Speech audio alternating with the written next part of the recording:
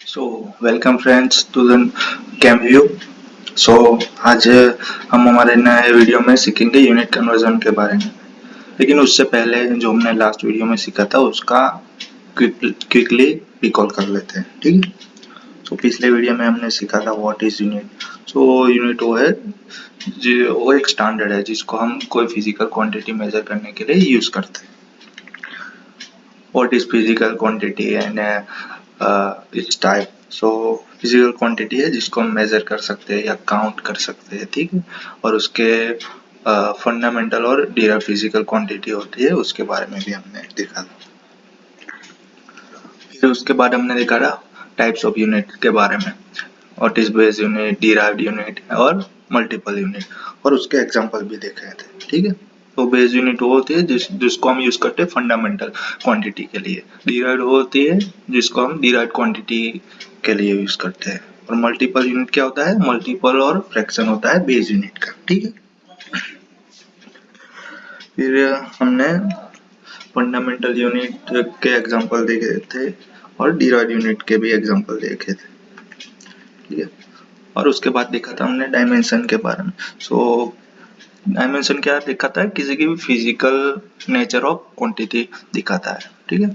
और हर एक क्वांटिटी को हम कोई ना कोई सिंबल से रिप्रेजेंट करते हैं, ठीक है। यहाँ पे उसके एग्जांपल भी है। आइए आज के हमारे मेन टॉपिक के बारे में जानते हैं। दोस्तों, हर कुछ डिफरेंट सिस्टम ऑफ यूनिट होते हैं।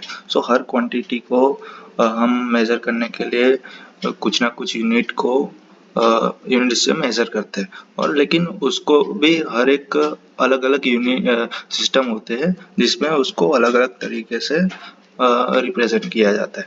आइए उसके बारे में देखते हैं। सबसे पहली क्वांटिटी है लेंथ। उसको SI और MKS सिस्टम में मीटर से हम मेजर करेंगे, ठीक है। CGS में सेंटीमीटर और FPS में फुट, ठीक है। फिर है मास। मास को SI और MKS में किलोग्राम से मेजर करेंगे, CGS में ग्राम से और FPS में पाउंड से, ठीक। फिर है टाइम। टाइम को हम चारों सिस्टम ऑफ यूनिट में सेकंड से मेजर करेंगे, ठीक है। फिर आएगा टेम्परेचर। टेम्परेचर का ऐसा यूनिट क्या होगा? केल्विन। MKS यूनिट भी केल्विन ही होगा, ठीक है। दोस्तों, कई सारी बुक में बहुत कंफ्यूजन है ऐसा यूनिट के बारे में, सेल्सियस है या केल्विन, लेकिन उसका ऐसा यूनिट होता है केल्विन, याद रखना।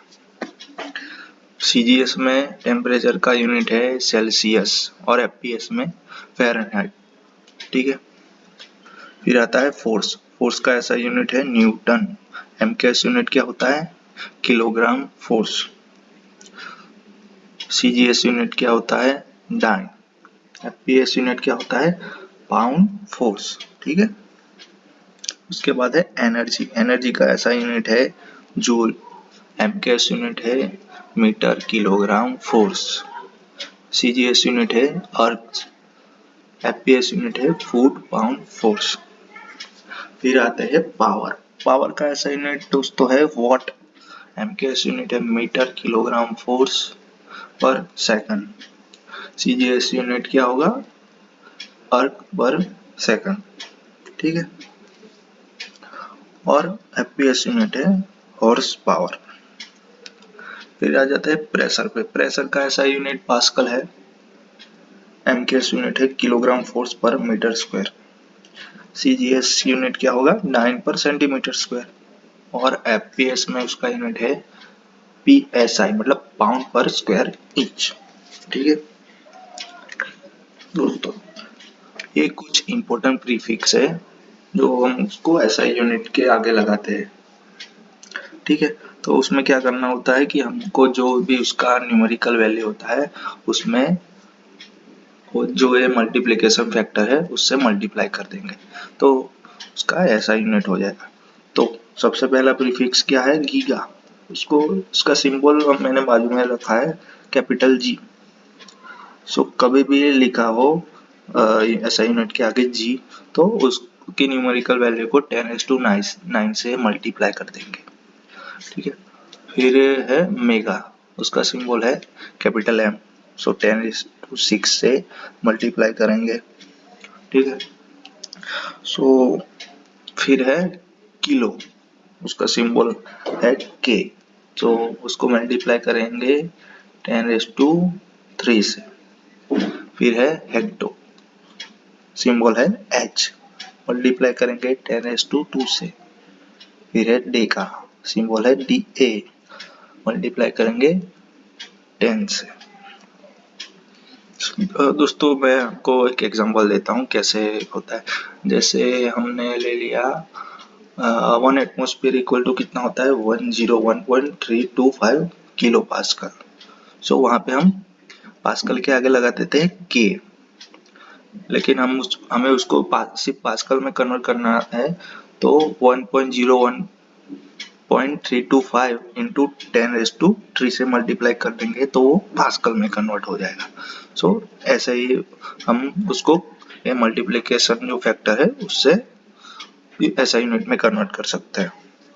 फिर आता है दोस्तों, हम कहा थे डेसी पे थे, उसका सिंबल है डी, मल्टीप्लिकेशन फैक्टर क्या होगा 10⁻⁻1। फिर है सेंटी, सेंटी को सी से रिप्रेजेंट करते हैं और मल्टीप्लाई बाय क्या होगा 10⁻²। फिर है मिली, मिली के लिए 10⁻3। माइक्रो, उसका क्या है मल्टीप्लाई बाय 10⁻6। फिर है एंड में नैनो, नैनो के लिए 10⁻9। तो दोस्तों ऐसे बहुत सारे प्रीफिक्स है, लेकिन कुछ इम्पोर्टेंट है जिसको हम मोस्टली न्यूमेरिकल में आते हैं, तो इसको याद रखेंगे।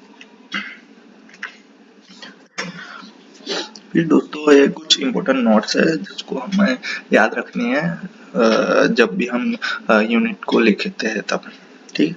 तो सबसे पहला है 2 unit symbols are separated by dot और स्पेस। तो इसका मैंने यहाँ पे करेक्ट और इनकरेक्ट एग्जांपल भी लिखा है। सो कुछ छोटी छोटी बातें हैं जो याद रखनी पड़ती है। सो सब इनकरेक्ट देखते हैं। तो मैंने क्या किया है यहाँ पे फुट और LBF को बीच में कोई स्पेस या डॉट नहीं रखा है। So this is incorrect way to write, okay. So अभी करेक्ट एग्जांपल क्या है, सो देखो हमने यहाँ पे फीट और पाउंड फोर्स के बीच में एक डॉट लगाया है, या तो डॉट लगाओ या तो स्पेस होता है। सो दूसरा नोट क्या है, no plural form of unit. तो दोस्तों याद रखना है कभी भी यूनिट का प्लूरल फॉर्म हम यूज नहीं करते।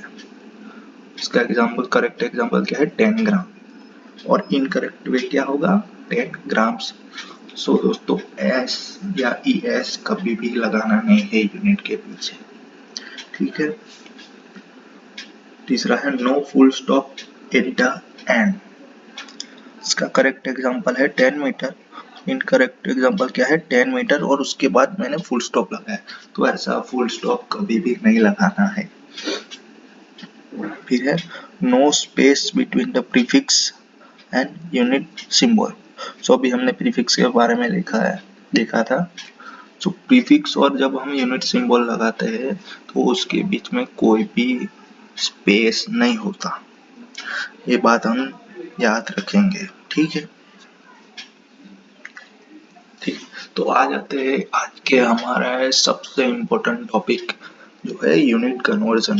दोस्तों यूनिट कन्वर्जन बहुत ही इम्पोर्टेंट है क्योंकि ये न्यूमेरिकल में बहुत यूज होता है और बहुत हर जगह पे अलग अलग सिस्टम ऑफ यूनिट यूज किए जाते हैं, तो उसके लिए हमको यूनिट कन्वर्जन आना बहुत जरूरी है, ठीक है। सो कुछ कन्वर्जन फैक्टर होते हैं जिससे हम मल्टीप्लाई करेंगे तो हम उसको डिफरेंट सिस्टम ऑफ यूनिट में कन्वर्ट कर पाएंगे फिजिकल क्वांटिटी को, ठीक है। तो सबसे पहले फिजिकल क्वांटिटी देखते हैं लेंथ। तो दोस्तों एक बात याद रखिएगा, यहाँ पे जिस का मैंने लिखा है उसको आप याद रखिए, और जिसको याद रख के हम कन्वर्ट कर सकते हैं वहां पे मैंने क्वेश्चन मार्क लगाया है। तो उसको मैं आपको एक दो एग्जांपल के थ्रू दिखा दूंगा कि कैसे कन्वर्ट करना है वो क्वेश्चन मार्क जहाँ पे लगाया है, ठीक है। तो उसको हम कन्वर्ट करेंगे, ठीक है। तो ये बहुत कुछ इम्पोर्टेंट जो हमें याद रखनी है वो मैंने लिखा है, ठीक है। तो सबसे पहला है लेंथ। लेंथ में सबसे पहले क्या याद रखेंगे, 1 फीट इक्वल टू कितना होता है, 0.3048 मीटर, ठीक है दोस्तों। फिर आता है 1 इंच इक्वल टू कितना, 2.54 सेंटीमीटर, और सेंटीमीटर को मीटर में कन्वर्ट करना तो हमें आता ही है, कितना होगा वो 0.0254 मीटर, ठीक है। 1 मीटर इक्वल टू कितना होता है, 100 सेंटीमीटर, ठीक। और 1 मीटर इक्वल टू कितना होगा यार्ड में, 1.0936 यार्ड। 1 माइल इक्वल टू कितना किलोमीटर होगा, 1.609 किलोमीटर, ठीक है। सो दोस्तों अगर इतना हम याद रखेंगे तो लैंड के बहुत सारे कन्वर्जन आप कर पाएंगे, ठीक है। अब आ जाते हैं वॉल्यूम पे। वॉल्यूम में हमको याद रखना है जो बहुत इंपॉर्टेंट है, 1 मीटर क्यूब इक्वल टू कितना होगा, 1000 लीटर। ये बहुत इंपॉर्टेंट है और न्यूमेरिकल में बहुत यूज किया जाता है। सो अभी मैंने यहाँ पे क्वेश्चन मार्क रखा है, 1 मीटर क्यूब इक्वल टू कितना फीट क्यूब होगा। सो हमने अभी देखा है कि 1 फीट इक्वल टू होता है 0.3048 मीटर। सो सबसे पहले हम क्या करेंगे, मीटर को फीट में कन्वर्ट कर लेंगे। मीटर को फीट में कन्वर्ट करने के लिए क्या करना पड़ेगा, 1 डिवाइडेड बाई 0.3048 कितना होगा, 3.28। तो दोस्तों 1 मीटर इक्वल टू कितना हो जाएगा, 3.28 फीट हो जाएगा। सो अभी उसका क्यूब कर लेना है सिंपली। क्यूब करेंगे तो हमें फीट क्यूब में वैल्यू मिल जाएगी। सो 1 मीटर क्यूब इक्वल टू कितना हो जाएगा, 35.31 फीट, ठीक है। सो दोस्तों ऐसे हम कन्वर्ट कर सकेंगे। सो दोस्तों फिर यूएस गैलन्स में 1 मीटर क्यूब कितना होगा, 264 यूएस गैलन्स, और होता है 1 metre cube equal to 220 empirical gallons, ठीक है। सो दोस्तों और जो मैं बोलता जा रहा हूँ क्वेश्चन मार्क का कन्वर्जन, वो आप एक बार कैसे में खुद भी करिए तो क्या आपको कॉन्फिडेंस आएगा, और कैसे करना है उसका एक आइडिया भी आएगा, ठीक है। सो अभी हमने कन्वर्ट क्या किया, 1 मीटर क्यूब को कन्वर्ट किया था फीट क्यूब में, ठीक है। तो उसमें क्या किया हमने, मीटर को फीट में कन्वर्ट किया, फिर उसका सिंपल क्यूब कर दिया। अब आ जाते हैं मास पे। मास में सबसे इम्पोर्टेंट है 1 पाउंड इक्वल टू 0.4536 kg, इतना याद रखिए। और 1 टन कितना होता है, 1000 kg। और यहाँ पे साइड में मैंने कुछ नोट्स रखी है, 1 मैट्रिक टन कितना होता है, 1000 kg। 1 यूएस टन कितना होता है, 907 kg। 1 यूके टन कितना होता है, 1016 kg। दोस्तों ये सिर्फ एक इंफॉर्मेशन के लिए, हम न्यूमेरिकल में 1 ton equal to 1000 kg use करेंगे, ठीक है। अब आ जाते हैं प्रेशर पे। प्रेशर में याद रखिए 1 atmosphere equal to 101.325 kilo pascal होता है। दोस्तों ये देखो प्रीफिक्स आ गया के, किलो के लिए हम कितना यूज करते हैं, 10⁻3। तो इसको पास्कल में कन्वर्ट करना है तो क्या करेंगे, 101.325 इंटू 10⁻3 कर देंगे तो पास्कल में आ जाएगा, ठीक है। और 1 atmosphere equal to 760 mmg equal to 760 torr होता है, और बार में कितना होगा, 1.01325 बार, ठीक है। तो अभी इतना याद है तो हम ये कन्वर्ट कर पाएंगे, 1 बार इक्वल टू कितना पास्कल होगा दोस्तों। सो यहाँ पे जो 101.325 इंटू 10⁵ है डिवाइडेड बाय 1.01325 करेंगे तो हमें 1 बार में की वैल्यू कन्वर्ट हो जाएगी पास्कल में। तो आइए कैलकुलेट करते हैं, डिवाइडेड बाय 1.01325 तो हो जाएगा 10⁵ पास्कल। 1 बार इक्वल टू कितना होगा, 10⁵ पास्कल। और mmHg में कन्वर्ट करना है तो क्या करेंगे, तो 760 को हम डिवाइड कर देंगे 1.01325, कितना आ जाएगा 750 mmHg आएगा। ठीक है, तो दोस्तों ऐसे कन्वर्ट करना है। हमको ऊपर की लाइन याद है तो इसकी वैल्यू आसानी से मिल जाएगी। ठीक है, और दोस्तों ये जो मैं बोल रहा हूँ क्वेश्चन मार्क वाले एग्जाम्पल में, वो आप भी जैसे बोल रहा हूँ वैसे आप कैलसी पे ट्राई करिए, तो आपको आइडिया आएगा कि कैसे कन्वर्ट करते हैं, कहाँ पे डिवाइड करना है, कहाँ पे मल्टीप्लाई करना है। ठीक है, फिर है फोर्स। दोस्तों याद रखेंगे 1 kilogram force equal to 9.81 newton. ठीक है, 1 डाइन कितना होता है 10⁻⁻5 न्यूटन, ये दो चीज याद रखेंगे। सो अभी हम कन्वर्ट करेंगे 1 LBF, 1 pound force equal to कितना न्यूटन होता है। ठीक है, सबसे पहले क्या करेंगे हम LBF को KGF में कन्वर्ट कर देंगे, इंटू 9.81 कर देंगे तो हमें वो न्यूटन में मिल जाएगा।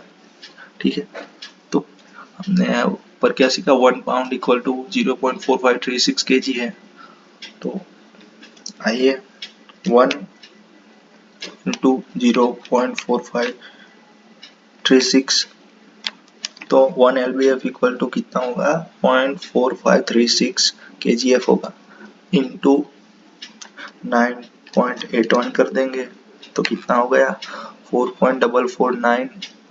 ठीक है दोस्तों, हमारा ये न्यूटन में आंसर आ गया। सो 1 पाउंड फोर्स इक्वल टू कितना होगा 4.449 न्यूटन होगा। ठीक है, सो उसको शॉर्ट में हम लिखेंगे 4.45, राउंड ऑफ कर देंगे।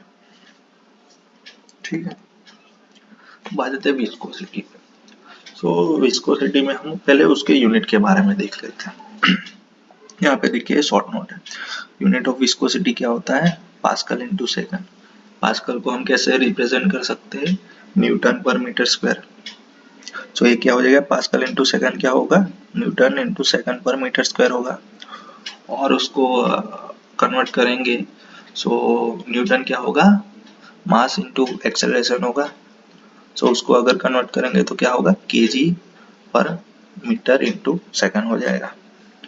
ठीक है, और एक यूनिट है विस्कोसिटी का पॉइस। सो दोस्तों याद रखेंगे 1 पॉइस, पॉइस क्या होता है ग्राम पर सेंटीमीटर इंटू सेकंड, कितना याद रखेंगे।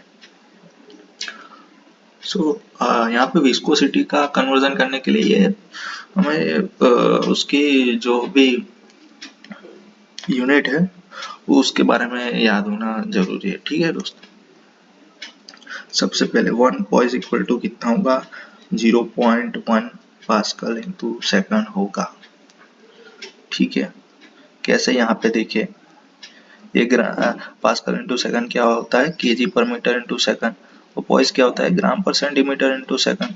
सो ग्राम को केजी में कन्वर्ट करो, सेंटीमीटर को मीटर में कन्वर्ट करो, तो ये यहाँ पे जो वैल्यू है वो आ जाएगी 1 poise equal to 0.1 pascal into second equal to 0.1 KG per metre into second. यहाँ पे ये देखिए 1 सेंटी पॉइस फिर कितना होगा, सेंटी के लिए हम क्या यूज करते हैं 10⁻² यूज करते हैं, हमने प्रीफिक्स वाले में देखा स्लाइड में देखा है। तो 0.1 इंटू 10⁻² कर देंगे तो कितना होगा 0.001 होगा। तो 1 सेंटी पॉइस इक्वल टू कितना होगा 0.001 पास्कल इंटू सेकंड हो जाएगा। ये देखिए 1 pound per feet into second equal to कितना पास्कल इंटू सेकंड होता है। सो ये पास्कल इंटू सेकंड को क्या हम KG per metre into second में लिख सकते हैं। ठीक है, तो इसको कन्वर्ट करने के लिए क्या करेंगे सबसे पहले पाउंड को केजी में कन्वर्ट करेंगे, तो 1 पाउंड इक्वल टू कितना केजी होता है 0.4536, और अभी ये डिवाइड करना है, डिवाइड में क्या फीट को हमको मीटर में कन्वर्ट करना है, तो 1 फीट इक्वल टू कितना होता है 0.3048 मीटर होता है। तो क्या करेंगे 0.4536 डिवाइडेड बाय 0.3048 करेंगे, कितना आया 1.488। तो ये कन्वर्जन हो गया 1 pound per feet into second equal to 1.488 pascal into second होता है। ठीक है, तो ऐसे हम कन्वर्ट कर सकते हैं। मैं वही कह रहा हूँ, जो मैंने लिखा है उतना याद रखिए और बाकी का आप कन्वर्जन कर पाएंगे। बस आपको ध्यान ये रखना है कि कब डिवाइड करना है, कब मल्टीप्लाई करना है। ठीक है, वो जैसे जैसे आप प्रैक्टिस करेंगे वैसे वैसे आपको समझ में आ जाएगा। फिर आ जाते हैं वर्क एंड एनर्जी पे। दोस्तों ये याद रखिए, ये बहुत इंपॉर्टेंट है। 1 कैलोरी इक्वल टू कितना होता है? 4.186 जूल। ठीक है,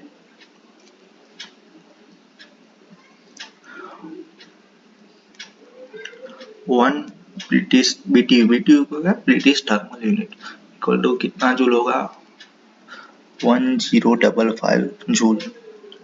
ठीक है, अब इसको हमको कैलोरी में कन्वर्ट करना है। दोस्तों यहाँ पे एक नोट पहले देख लीजिए, जूल को कैसे हम न्यूटन इंटू मीटर को बोलते हैं जूल।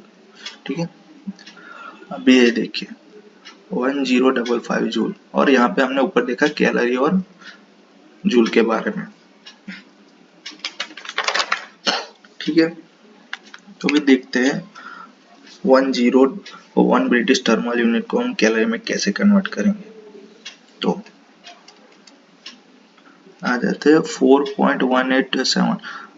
एक जूल को हम पहले कैलोरी में कन्वर्ट करते हैं, तो 1 डिवाइडेड बाय 4.187 करेंगे तो 0.2888 आ जाएगा कैलोरी में। ठीक है, और अगर इंटू 1055 कर देते हैं तो कितना आ गया? 251.97। सो उसको राउंड अप करेंगे तो क्या आ जाएगा? 252 कैलोरी। ठीक है दोस्तों, सो ये अगर हमें कैलोरी और जूल का मालूम है तो उसको अब बीटीयू और जूल का मालूम है, सो हम बीटीयू और कैलोरी में भी कन्वर्ट कर सकते हैं इसको। सो 1 बीटीयू इक्वल टू कितना कैलोरी हो जाएगा? 252 कैलोरी हो जाएगा। ठीक है, कैसे कन्वर्ट किया हमने?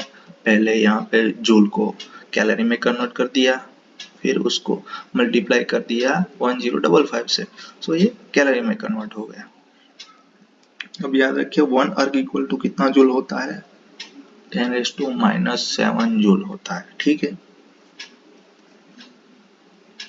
ये है 1 किलोवाट आवर इक्वल टू कितना होगा? 3.6 इंटू 10⁻6 जूल होता है। ठीक है दोस्तों, याद रखें जो जो मैंने यहाँ पे लिखा है वो इम्पोर्टेंट है न्यूमेरिकल में यूनिट कन्वर्जन करने के लिए। ठीक है,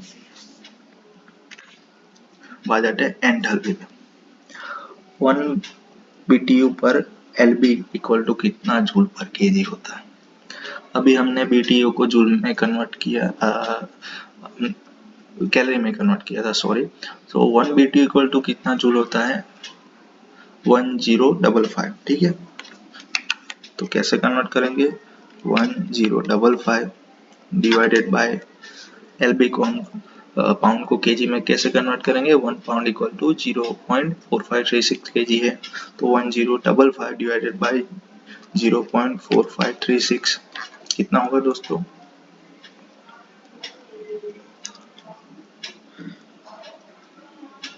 एंथैल्पी में हो जाएगा कुछ 2325.8 जूल पर केजी हो जाएगा।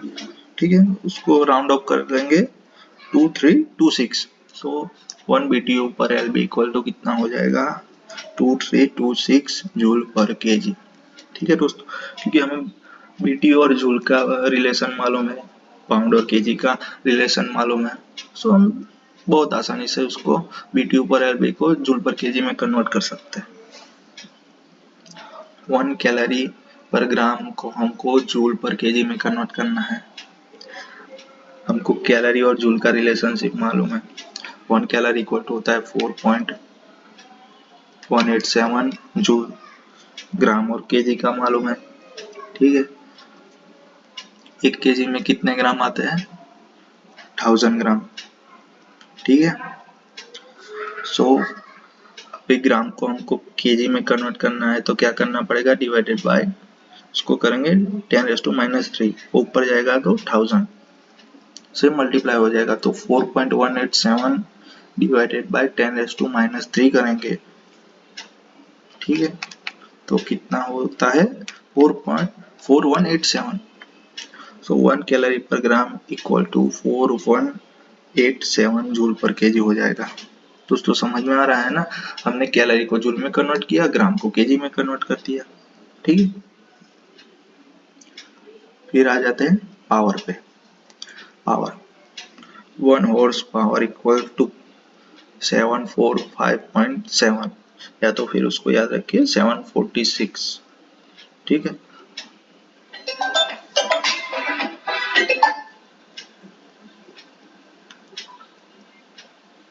ओके दोस्तों। फिर अब हम वॉट को कैसे डिफाइन करते हैं, जूल पर सेकंड। जूल को कैसे करते हैं, न्यूटन इंटू मीटर में। So what equal two joule पर सेकंड, या तो फिर न्यूटन इंटू मीटर पर सेकंड। 1 BTU पर आर इक्वल टू कितना वॉट होगा। ठीक है, वॉट इक्वल टू क्या हो जाएगा दोस्तों, जूल पर सेकंड। सो BTU को हम पहले जूल में कन्वर्ट करेंगे और आर को सेकंड में कन्वर्ट कर देंगे। सो क्या करते हैं, सबसे पहले 1 BTU इक्वल टू 1055 जूल हो जाएगा, डिवाइडेड बाय एक आर में कितने सेकंड होते हैं, 3600 सेकंड होते हैं। तो 1055 डिवाइडेड बाय 3600, सो कितना हो जाएगा दोस्तों, 0.293। ठीक है, सो 1 BTU पर आर इक्वल टू हो जाएगा 0.293 वॉट। ठीक है दोस्तों, कैसे कन्वर्ट किया, BTU को जूल में कन्वर्ट किया, आर को सेकंड में कन्वर्ट कर दिया, तो हमको वॉट मिल गया, क्योंकि वॉट क्या है, जूल पर सेकंड है। अब 1 kilo calorie divided by R equal to कितना वॉट होता है। अब हमको पहले क्या करना है, कैलोरी को, किलो कैलोरी को जूल में कन्वर्ट करेंगे, फिर आर को सेकंड में कन्वर्ट कर देंगे। ठीक है, सो 1 किलो कैलोरी हमको कैलोरी और जूल का रिलेशनशिप मालूम है। 1 कैलोरी कितना होता है, 4.187 जूल, 4.187। और के लिए हम क्या लिखेंगे, 10⁻³ लिखेंगे, प्रीफिक्स वाले स्लाइड में हमने देखा है। सो इंटू 10⁻³ होगा, सो ऊपर आ जाएगा 4187, और आर को हम कन्वर्ट सेकंड में कन्वर्ट करने के लिए क्या करेंगे, 3600 सेकंड आते हैं। सो 4187 डिवाइडेड बाय 3600 कितना होगा दोस्तों, 1.163 वॉट हो जाएगा। क्या किया हमने, किलो कैलोरी के का 10⁻³ लिख दिया और कैलोरी का हमने कन्वर्ट कर दिया जूल में। ठीक है, तो ऊपर क्या आ गया 4187, नीचे क्या आ जाएगा, एक आर के लिए 3600 सेकंड आ जाएगा। सो हमें वॉट में मिल गया, किलो कैलोरी पर आर इक्वल टू हो जाएगा 1.163 वॉट। फिर है 1 फीट पाउंड फोर्स पर सेकंड इक्वल टू कितना वॉट होता है। ठीक है, तो उसका कन्वर्जन देखते हैं।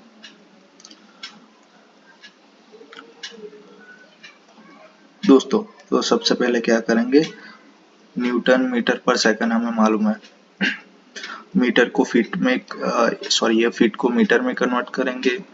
ठीक है, LBF को न्यूटन में कन्वर्ट करेंगे, और सेकंड का सेकंड तो रहना ही, उसको कन्वर्ट करना ही नहीं है।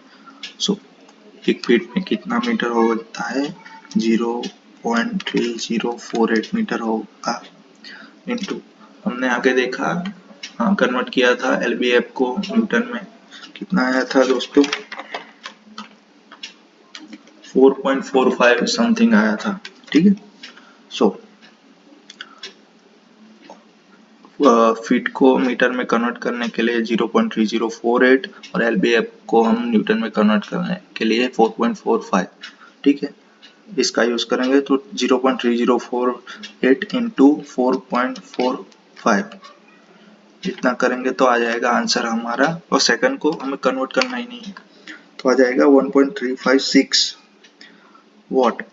सो 1 feet LBF divided by second equal to कितना होता है 1.3563 वाट होता है।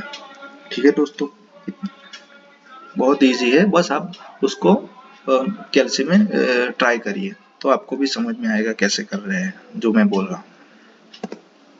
ठीक है, आइडियल गैस कांस्टेंट, ये आर की वैल्यू हम बहुत जगह पे यूज करते हैं, थर्मोडायनेमिक्स में, प्रोसेस कैलकुलेशन में, हर एक सब्जेक्ट में उसका यूज होता है। तो आर इक्वल टू कितना होता है 8.314 जूल पर मोल केल्विन। इस यूनिट में याद रखेंगे। अगर उसका यूनिट है एटमॉस्फेयर लीटर पर मोल केल्विन तो कितना हो जाएगा उसका वैल्यू 0.082 हो जाएगा। अभी ये सब कन्वर्जन है। तो कैलोरी पर मोल केल्विन इतना ही है, कैलोरी और जूल का हमें कन्वर्जन मालूम है। ठीक है, तो उसका वैल्यू हम ढूंढ पाएंगे। सेम वे में बार और एटमॉस्फेयर के बारे में हमें मालूम है। ठीक है, तो दोस्तों हम कैलोरी और जूल का मालूम है और मोल और केल्विन सेम टू सेम रखना है। फिर mmHg और एटमॉस्फेयर का हमको मालूम है। ठीक है, तो ऐसे हम कन्वर्ट कर पाएंगे। तो अभी इसका आप खुद ट्राई करिए कि क्या क्या वैल्यू आता है। ठीक है, और एक टेम्परेचर सबसे आखिर में। ठीक है, तो टेम्परेचर के बारे में देखते हैं। अगर टेम्परेचर डिफरेंस है तो और सेल्सियस और केल्विन दोनों सेम होगा, टेम्परेचर डिफरेंस हमको डिफाइन करना है तो। सो 1 डिग्री सेल्सियस का अगर टेम्परेचर डिफरेंस है उसको केल्विन के टेम्परेचर डिफरेंस में हमको कन्वर्ट करना है, तो कुछ भी नहीं करना है, जो डिफरेंस रहेगा सेल्सियस में वही रहेगा केल्विन में। लेकिन अगर वही टेम्परेचर डिफरेंस अगर फ़ारेनहीट में है, उसको हमको सेल्सियस और केल्विन में कन्वर्ट करना है, तो क्या करेंगे 1.8 से मल्टीप्लाई कर देंगे। इतनी इंपॉर्टेंट चीज याद रख लीजिए, टेम्परेचर डिफरेंस सेल्सियस में है और या फिर केल्विन में है, दोनों का टेम्परेचर डिफरेंस सेम होगा। और अगर वो फ़ारेनहीट में है उसको सेल्सियस और केल्विन में कन्वर्ट करना है तो 1.8 से मल्टीप्लाई करेंगे। इतनी दो चीज याद रख लीजिए और ये फॉर्मूला है। ये दोस्तों हम सबको मालूम है केल्विन में कैसे कन्वर्ट करता है, सेल्सियस में दिया है तो जो सेल्सियस में दिया है प्लस 273.15 कर देंगे। फ़ारेनहीट में है तो क्या है उसका फॉर्मूला 9/5 इंटू जो डिग्री सेल्सियस में टेम्परेचर दिया है प्लस 32। ये 9/5 कितना होता है 1.8 ही होता है। ठीक है दोस्तों, और ये रैंकिन, तो बहुत सारे लोगों को ये मालूम नहीं होता लेकिन आप याद रख लीजिए, इसका यूज बहुत कम होता है लेकिन फिर भी याद हो तो होना चाहिए। तो डिग्री रैंकिन क्या होता है 9/5 डिग्री सेल्सियस प्लस 491.67। ठीक है दोस्तों, अगर मान लो हमको रैंकिन में कुछ दिया है और उसको हमको फ़ारेनहीट में कन्वर्ट करना है तो क्या करेंगे, ये यहाँ से हम उसको रैंकिन को सेल्सियस में कन्वर्ट कर देंगे और सेल्सियस और फ़ारेनहीट का फॉर्मूला हमको मालूम है तो वहाँ से आप उसको फ़ारेनहीट में भी कन्वर्ट कर सकते हैं। सो यहाँ पे फिर सेल्सियस में मालूम है तो फिर उसको केल्विन में भी कन्वर्ट कर सकते हैं। तो ऐसे ऐसे हम डिफरेंट सिस्टम ऑफ यूनिट में इतना अगर याद होगा तो आप कन्वर्जन कर पाएंगे हर एक वैल्यू का। ठीक है दोस्तों, सो दोस्तों आज का वीडियो बहुत लंबा हो गया है तो उसको यहीं तक रहने देते हैं और अगले वीडियो से हम दूसरा चैप्टर चालू करेंगे। तो वो क्या है बेसिक केमिकल कैलकुलेशन। सो वहाँ पे हम सीखेंगे नॉर्मलिटी, मोलारिटी। ठीक है, बेसिक कुछ कैलकुलेशन के लिए क्या क्या जरूरी है, वॉल्यूम परसेंटेज है, mole percentage, weight percentage, ideal gas laws है, फिर डाल्टन्स लॉ, वो सब जो जो भी हमको जरूरी है बेसिक कैलकुलेशन करने के लिए, energy convert, energy balance, mass balance, वो सब के लिए, वो सब के बारे में हम नेक्स्ट चैप्टर में सीखेंगे नेक्स्ट वीडियो में। ठीक है दोस्तों, सो थैंक यू दोस्तों, आज के लिए इतना ही है। और वीडियो आपको पसंद आई है तो लाइक और सब्सक्राइब करिए और अगर कुछ डाउट्स है तो उसको कमेंट सेक्शन में लिखिए। सो मैं और यूनिट कन्वर्जन के कुछ एग्जांपल का मैं शॉर्ट वीडियो भी बनाऊंगा, ठीक है। सो फॉलो कीजिए, सब्सक्राइब कीजिए, सो आप कोई वीडियो मिस ना कर पाए। ऐसे ऐसे छोटे छोटे टॉपिक को लेके हम पूरा केमिकल इंजीनियरिंग को हम कवर करेंगे, ठीक है। थैंक यू दोस्तों।